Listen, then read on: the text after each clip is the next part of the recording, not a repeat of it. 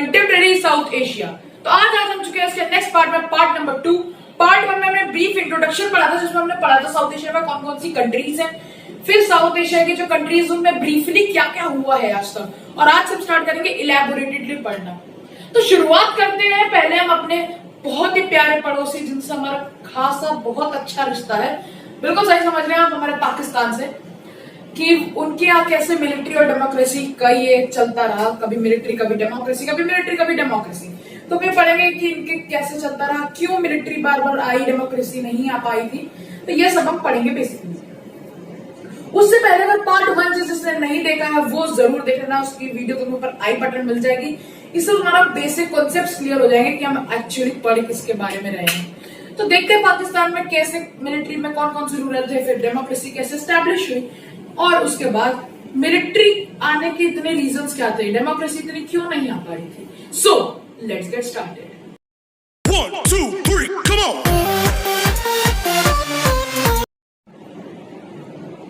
तो स्टार्ट करने से पहले वही बात कि जब मैं समझा रहा हूं लिखना मत, मैं साइड हट जाऊंगा तो स्क्रीनशॉट ले लेना, लिख लेना। तो शुरुआत करते सबसे पहले कि जब पाकिस्तान बनाया, पाकिस्तान अपना पहला कॉन्स्टिट्यूशन, जब पाकिस्तान अपना पहला कॉन्स्टिट्यूशन बनाया तो जनरल मोहम्मद अयूब खान, यहाँ पे सिर्फ अयूब खान लिखा, अयूब खान ही है, पूरा नाम है उनका जनरल मोहम्मद अयूब खान, इन्होंने टूक ओवर करा एडमिनिस्ट्रेशन ऑफ द कंट्री, और फिर कुछ समय बाद खुद को इन्होंने इलेक्टेड कर लिया, खुद को जबरदस्ती ये इलेक्टेड हो गए, जबरदस्ती वहां के प्राइम मिनिस्टर बन गए। He had to give up the office when there was a popular dissatisfaction against his rule।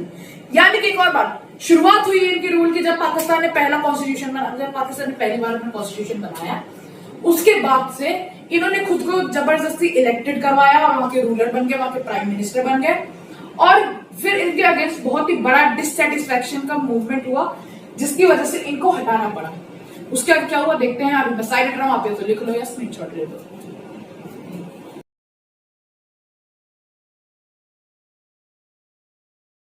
फिर इसके बाद क्या हुआ, this give way to military take over once again under general Yahya Khan. हाँ, तो इसके बाद क्या हुआ, ये एक मिलिट्री ऑफिसर निकला, मतलब बैठा हो, सॉरी कुर्सी से उठा तो दूसरा मिलिट्री ऑफिसर आके बैठ गया, जो कि थे जनरल याया खान, वो बन गए वहां के prime minister. During Yahya's military rule, Pakistan faced the Bangladesh crisis and after a war with India in 1971, East Pakistan broke up with Afghanistan। हाँ, तो क्या होता है, जब याया खान का रूल था तो क्या हुआ, वहां पे पाकिस्तान ने फेस की बहुत बड़ी क्राइसिस, जो कि थी बांग्लादेश की क्राइसिस। 1971 में इंडो और पाक का वॉर हुआ, यानी कि इंडिया पाकिस्तान का युद्ध हुआ, और जिसके वजह से पाकिस्तान का बंटवारा हो गया और पाकिस्तान से निकल के आया बांग्लादेश। बांग्लादेश अकेला इंडिपेंडेंट कंट्री बन गई। तो ये बहुत बड़ी दिक्कत फेस कर रही है जनरल याया खान ने, जिसकी वजह से इनको काफी क्रिटिसिज्म मिला, जिसकी वजह से इनको पावर से हटना पड़ा था। तो मैं हट रहा हूं, इतना लिख लो या फिर स्क्रीनशॉट लो।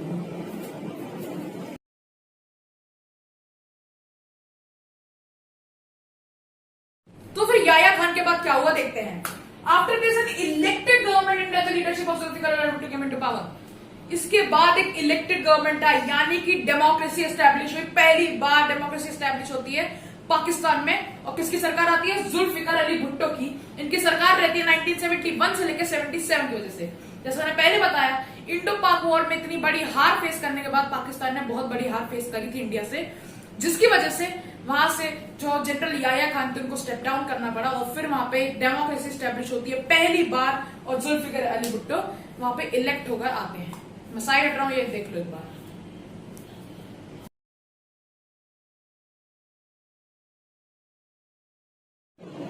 तो फिर क्या होता है, the Bhutto government was removed by general Ziaullah के 1977 बाय, फिर मिलिट्री आ गई, मतलब डेमोक्रेसी तो टिकनी नहीं है, फिर से मिलिट्री रूल आ गए हमारे जनरल जियाउल्लाह, ये जनाब दिख रहे होंगे आपके, हाँ, तो जनरल जियाउल्लाह आ गए 1977 में, और इन्होंने फोर्सफुली भुट्टो की गवर्नमेंट को रिमूव कर दिया, यानी कि जुल्फिकार अली भुट्टो की गवर्नमेंट को स्टेप डाउन करवा दिया जबरदस्ती।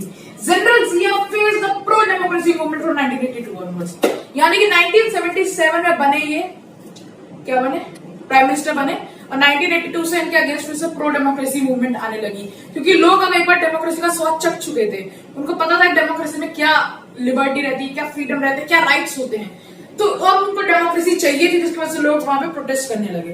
तो फिर इस प्रोटेस्ट के बाद आगे क्या होता है हम देखते हैं, तब तक आप इसको लिख लो, स्क्रीनशॉट ले लो।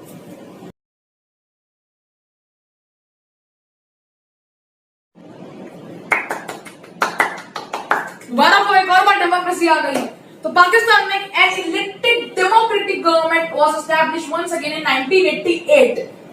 पहली बात, जैसे हमने अभी देखा 1982 में शुरू हुआ था डेमोक्रेसी का मूवमेंट, और डेमोक्रेसी कब आई? 88 में, यानी कि 6 साल मूवमेंट करा पाकिस्तान के लोगों ने, तब जाके वहां इलेक्शंस हुए, तब जाके वहां पे फिर से डेमोक्रेसी आई। और डेमोक्रेसी में बन के वहां पे कौन आया प्राइम मिनिस्टर? जुल्फिकार अली भुट्टो की बीवी नहीं थी, बेटी थी, बेनजीर भुट्टो। ठीक है, बेनजीर भुट्टो आती है वहां पे, प्राइम मिनिस्टर बनती है। In the period that followed, Pakistani politics centered around the competition between the party, the Pakistan People's Party and the Muslim League. तो इस जो समय था, ये 1988 का जो दौरा था, जो 1980s 90s का जो दौरा था, तो वहां पे जैसे हमारे इंडिया में दो पार्टीज का में बहुत ज्यादा कंपटीशन रहता है, कांग्रेस और बीजेपी। अभी की बात नहीं कर रहा, अभी तो नहीं है, मतलब 1990s में हमारे देश में भी था। कैसा था वो हम जब नेक्स्ट बुक पढ़ेंगे तब देखेंगे। तो वैसे ही पाकिस्तान में भी दो पार्टीज के बीच में काफी ज्यादा राइवलरी थी, वो थी पाकिस्तान पीपल्स पार्टी और मुस्लिम लीग। इन दो पार्टीज में काफी ज्यादा राइवलरी थी। तो मैं साइड हट रहा हूं, इसको लिख लो, फिर देखते हैं आगे क्या हुआ। फिर आगे क्या हुआ देखते हैं। This phase of elected democracy lasted till 1999। 88 में शुरू हुई थी, 1999 तक टिकी रही, यानी कि 11 साल तक डेमोक्रेसी टिक गई। When the army stepped in again and General Pervez Musharraf removed Prime Minister Nawaz Sharif। 1999 में फिर से आर्मी आ गई बीच में, फिर से उन्होंने अपनी टांग घुसा दी बीच में, और किसको हटाया? प्राइम मिनिस्टर नवाज शरीफ को, जो कि बिल्कुल शरीफ नहीं है। तो इनको हटाया वहां से। उनकी फोटो को दिख रही होगी नवाज शरीफ की, जो बिल्कुल शरीफ नहीं है। हाँ, तो मैं साइड हट रहा हूं, एक बार इसको लिख लो। तो आपको यहाँ पे जनाब दिख रहे होंगे जनरल परवेज मुशर्रफ, जो कि 1999 में आ गए मिलिट्री रूलर बन के। तो 2000 में उन्होंने क्या किया? 2001 general Musharraf got himself elected as the president. Prime minister तो थे पहले से, खुद को प्रेसिडेंट भी बना लिया इन्होंने। वाह भी वाह। Pakistan continue to be ruled by army, though the army rulers have had some elections to give their ruler democratic image. वाह वाह। तो ये पाकिस्तान के जो मिलिट्री रूलर्स थे, यही पाकिस्तान को रूल कर रहे थे, लेकिन बीच बीच में इलेक्शंस करा देते ताकि एक नाम की डेमोक्रेसी बनी रहे, एक नाम की डेमोक्रेसी बनी रहे, इसलिए ताकि कंट्री की डेमोक्रेटिक इमेज बनी रहे। लेकिन डेमोक्रेसी थी नहीं, थी वहां मिलिट्री रूलिंग। तो देखते हैं फिर इसके आगे क्या हुआ, तब तक लिखो। इसके बाद क्या होता है? 2008 तक परवेज मुशर्रफ रूल करते हैं, आर्मी का रूल रहता है। Since 2008 democratically elected leaders have been ruling Pakistan, और 2008 से आज तक डेमोक्रेसी स्टैब्लिश है। कब तक आएगी पता नहीं। हाँ, तो 12 साल हो गए हैं, अभी तक डेमोक्रेसी स्टैब्लिश्ड है पाकिस्तान में। अभी तक फिर से मिलिट्री रूल नहीं आया है। अभी के वहां करंट प्राइम मिनिस्टर कौन है? मिस्टर इमरान खान। तो अभी तक यहाँ पे डेमोक्रेसी स्टैब्लिश है, देखते हैं कब तक रहती है। मैं साइड हट रहा हूं, लिख लो। उसके बाद हम पढ़ेंगे कि ये डेमोक्रेसी क्यों नहीं स्टैब्लिश हो पा रही थी, मिलिट्री रूल बार बार क्यों आ रहा था। क्योंकि पाकिस्तान और इंडिया हम साथ में इंडिपेंडेंट हुए, लेकिन इंडिया में कभी ऐसी नौबत नहीं आई कि हमारे कभी भी डेमोक्रेसी हटी हो या मिलिट्री रूल आया हो। तो ऐसा क्या हुआ पाकिस्तान में, वो हम आगे पढ़ते हैं। तब तक आप ये देख लो ऊपर छोटा सा। तो अब देखते हैं कौन से फैक्टर्स रिस्पॉन्सिबल हैं कि वहां डेमोक्रेसी स्टैब्लिश हो गई। पहला point, the social dominance of military, clergy and land-owning aristocracy has led to the frequent overthrow of elected governments and the establishment of military government। यानी कि वहां पे सुप्रीमेसी किसकी है? ये तीन ग्रुप्स की है, military, clergy and land owning aristocracy. यानी कि वहां पे एलीट क्लास की बेसिकली बहुत ही ज्यादा पावरफुल है। एलीट क्लास जो अमीर लोग हैं, जो बड़े बड़े लोग हैं, वो ज्यादा पावरफुल है। इसकी वजह से बार बार जो डेमोक्रेसी की इलेक्टेड गवर्नमेंट होती है उसको ओवरथ्रो करके मिलिट्री खुद स्टेप इन हो जाती है। Second, Pakistan's conflict with India has made the pro-military groups more powerful। क्योंकि हम सब जानते हैं हमारे इंडिया पाकिस्तान की क्या गहरे संबंध है। आहा, मजेदार संबंध है, इतने प्यारे संबंध है कि पाकिस्तान को अपनी मिलिट्री के ग्रुप्स को स्ट्रांग बनाना पड़ता है ताकि फिर से हम ताकि पाकिस्तान फिर से शर्मनाक हार न झेल पाए हमसे। These groups have often said that political parties and democracy in Pakistan are flawed. The Pakistan security would be harmed by selfish minded parties। जो ये प्रो मिलिट्री ग्रुप्स है, जो कि मिलिट्री को सपोर्ट करते हैं, ये हमेशा कहते हैं कि ये जो पॉलिटिकल पार्टीज हैं ये सब बकवास चीजें हैं, इन पार्टीज कुछ नहीं करेंगी, ये अपने सेल्फिश के लिए, मतलब सेल्फिश सिर्फ खुद के बारे में सोचेंगी और कंट्री की सिक्योरिटी के बारे में नहीं सोचेंगी। And chaotic democracy and that army state power is therefore justified। और बोलते थे आर्मी का पावर में रहना जस्टिफाइड है। अच्छा, last point, The lack of genuine international support of democratic rule Pakistan further encouraged the military to continue its dominance. कोई outside support नहीं आ रहा है, मतलब किसी भी फॉरेन ने नहीं बोला कि आप डेमोक्रेसी एस्टैब्लिश करो, वरना कहीं भी होती है तो फॉरेन क्या अमेरिका ही बोलता है डेमोक्रेसी होनी चाहिए, लेकिन पाकिस्तान में कभी किसी ने ऐसा नहीं बोला। क्यों नहीं बोला? The US and other Western countries have encouraged the military's authoritarian rule in the past. जो यूनाइटेड स्टेट्स ऑफ अमेरिका है और अदर वेस्टर्न कंट्रीज है, इन्होंने मिलिट्री रूल को यहाँ पे प्रेफर करा है।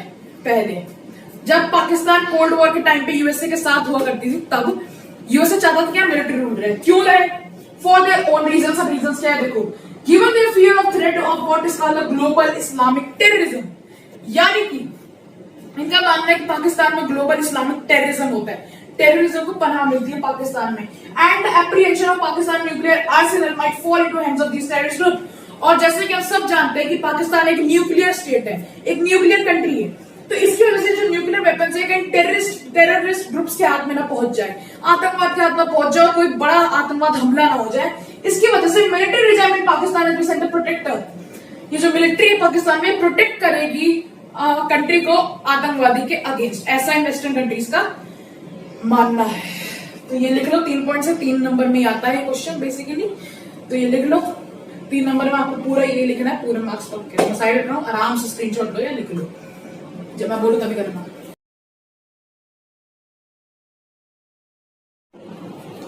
तो हमने अब सब देख लिया कि पाकिस्तान में कैसे डेमोक्रेसी आई, कैसे मिलिट्री रूल हुआ, कैसे वहां पे ये मिलिट्री रूल क्यों हुआ। तो अब यहाँ पे बहुत ही बढ़िया चीज लिखी कि पाकिस्तान में इतनी डेमोक्रेसी नहीं आई, लेकिन डेमोक्रेसी के मूवमेंट बहुत सारे हुए। यहाँ पे सबसे ज्यादा ह्यूमन राइट्स काफी ज्यादा फ्री है, यहाँ पे फ्री प्रेस है, बहुत ही ज्यादा स्ट्रॉन्ग ह्यूमन राइट्स मूवमेंट हुए हैं। तो बस यहीं पे हमारे ये चैप्टर का दूसरा पार्ट खत्म हो गया। नेक्स्ट वीडियो में पढ़ेंगे बांग्लादेश के बारे में। वीडियो अच्छी लगी तो लाइक करना, शेयर करना, चैनल को सब्सक्राइब करना। आज कोई कोटेशन नहीं है, मन नहीं कर रहा आज, क्योंकि थोड़ी जल्दी है मुझे वीडियो बनाने की, इसलिए मैं कोटेशन वगैरह नहीं दे रहा। मेरे और चैनल लर्न एंड प्रो को जरूर सब्सक्राइब कर लेना। तब के लिए थैंक यू।